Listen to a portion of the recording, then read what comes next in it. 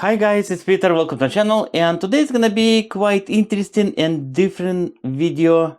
I mean, those kind of videos I didn't make for a long time, especially about my GamePark GP32 BLU. BLU, it's a backlit unit. It's quite interesting and very unique device.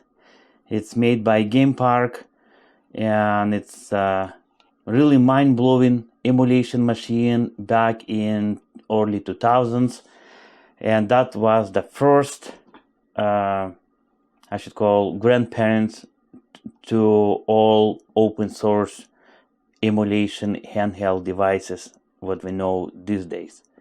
Back then there was no such a thing, and GamePark did create the first one.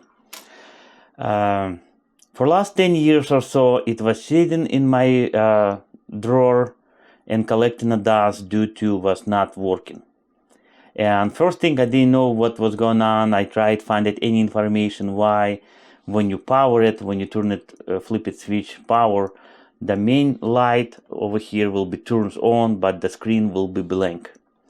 You will not see anything, it doesn't boot.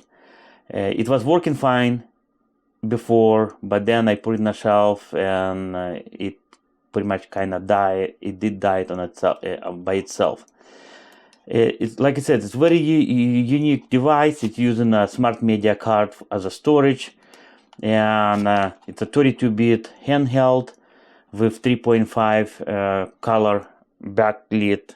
In this case screen, 3.5-inch with resolution 320 by 240.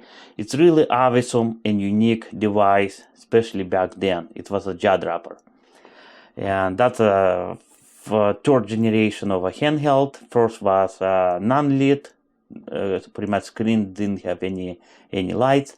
Then the front lit unit, light on the front.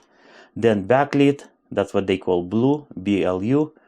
And then the last generation was BLU plus, Blue Plus they call. But this one, it's kind of rare and unique because it's not a Blue Plus, it's a Blue. It's more compatible with any software ever been made for this unit.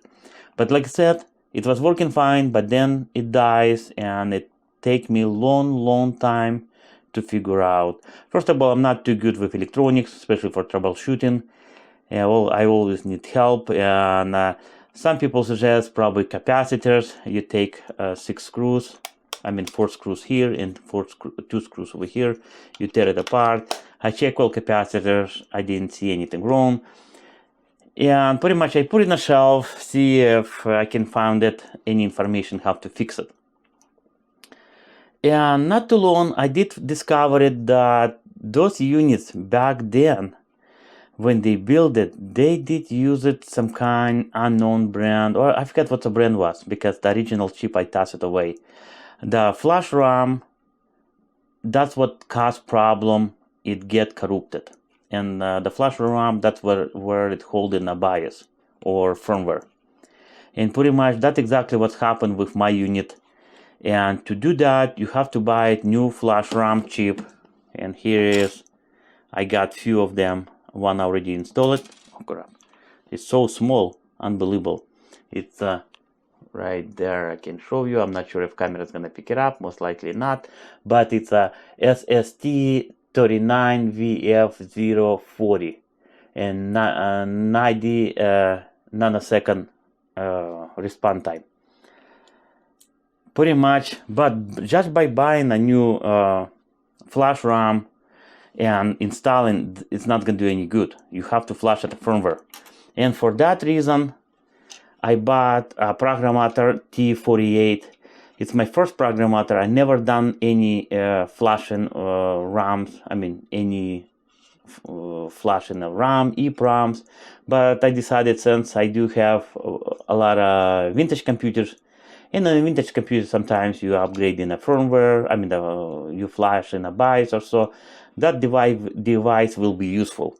Plus, the main reason I bought this guy, it's like 50 bucks or so, to fix this one, because I really like to see it's working back the way it should be, my beloved GamePark GP32.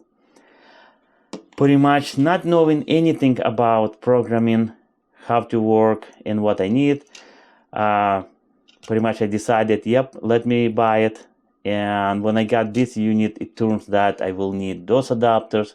And then of course I have to buy those adapters. I have to get the chips.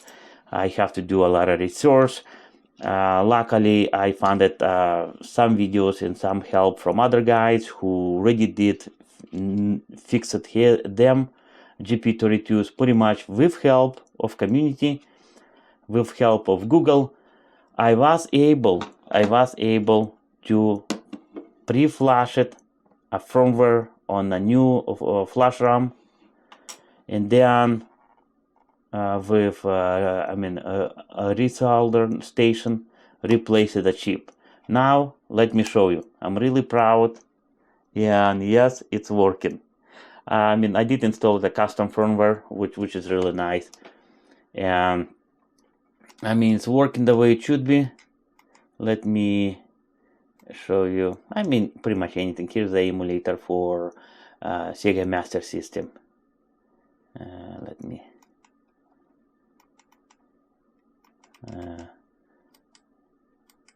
Not really. Any game is can be just fine. I just want to show you, and I'm really happy that it does work.